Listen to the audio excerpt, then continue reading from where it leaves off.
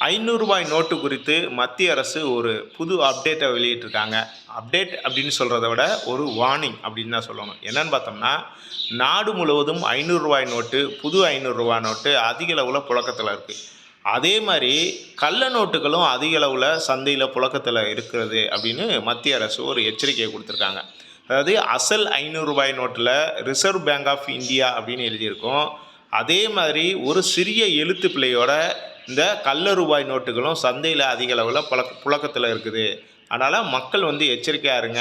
ரூ. 500 நோட்டை பயன்படுத்தக்கூடியவர்கள், அதை கையாளக்கூடிய நபர்கள் இந்த எழுத்து பிழை, இந்த கள்ள நோட்டா ஒரிஜினல் நோட்டா அப்படிங்கிறத பார்த்து பயன்படுத்துங்க அப்படின்னு சொல்லிட்டு மத்திய அரசு ஒரு உத்தரவு போட்டிருக்காங்க. இந்த மாதிரி நீங்கள் யாராவது இந்த மாதிரி கள்ள நோட்டில் சிக்கியிருக்கீங்களா? அதாவது உங்களுக்கு ஏதாவது இந்த ரூ. 500 நோட்டு கள்ள நோட்டாக வந்திருக்குதா? அதை எப்படி எதிர்கொண்டீங்க? அதை எப்படி மாற்றுனீங்க? அப்படிங்கிற ஒரு விஷயத்த கமெண்டில் சொல்லுங்கள். நன்றி.